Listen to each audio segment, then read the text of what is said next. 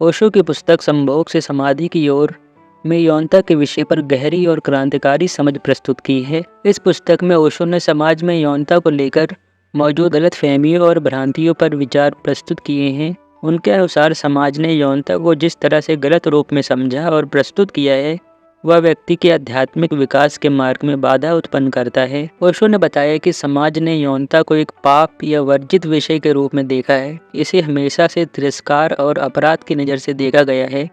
इसके परिणाम स्वरूप व्यक्ति अपने भीतर की यौन ऊर्जा को स्वीकारने से डरता है और उसे दबाने का प्रयास करता है। समाज में जब बच्चा बड़ा होता है तो उसे सिखाया जाता है कि यौनता गंदी चीज़ है जिससे दूर रहना चाहिए। उसे यह बताया जाता है कि यौन इच्छाएं पाप हैं और इन पर नियंत्रण रखना चाहिए। ओशो के अनुसार इस प्रकार की शिक्षा यौनता को गलत रूप में समझने का परिणाम है, जो व्यक्ति के मानसिक और भावनात्मक संतुलन को बिगाड़ देती है। ओशो ने जोर देकर कहा कि यौन ऊर्जा मनुष्य की सबसे प्रबल और स्वाभाविक ऊर्जा है। इसे नकारने या दबाने से व्यक्ति में कुंठा, तनाव और विकृतियाँ उत्पन्न होती हैं। उन्होंने कहा कि यौन ऊर्जा का दमन करके व्यक्ति समाज में हिंसा, क्रोध और ओशो ने समझाया कि जब व्यक्ति अपनी यौन इच्छाओं को दबाता है तो वह यह ऊर्जा किसी और रूप में व्यक्त करता है, जैसे हिंसा, क्रोध, असंतोष। इससे व्यक्ति और समाज दोनों ही परेशान होते हैं। ओशो का मानना था कि यौनता को दबाने के बजाय इसे सही दिशा में ले जाना चाहिए। ओशो ने यौनता और प्रेम को एक दूसरे से अलग लेकिन पूरक माना है। उन्होंने कहा कि यौनता शरीर की स्वाभाविक अवस्था है, जबकि प्रेम आत्मा की गहन अवस्था है।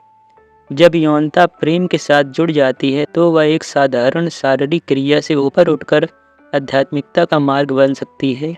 ओशो के अनुसार यदि यौन संबंध केवल शारीरिक संतोष तक सीमित रहता है तो यह क्षणिक आनंद देता है, लेकिन जब इसमें प्रेम और समर्पण का समावेश होता है तो यह व्यक्ति को गहरे आत्मिक अनुभव की ओर ले जाता है। यौनता केवल भौतिक नहीं रहती, बल्कि एक आत्मिक यात्रा बन जाती है। ओशो की यह पुस्तक इस विचार पर आधारित है कि यौनता को सही दिशा में प्रयोग करके व्यक्ति समाधि तक पहुंच सकता है। ओशो के अनुसार यौनता केवल एक प्रारंभिक बिंदु है, जिसे ध्यान, प्रेम और चेतना के माध्यम से आत्मिक उन्नति के लिए इस्तेमाल किया जा सकता है। ओशो के अनुसार समाज को यौनता को स्वीकारना होगा और इसे एक स्वाभाविक प्रक्रिया के रूप में समझना होगा।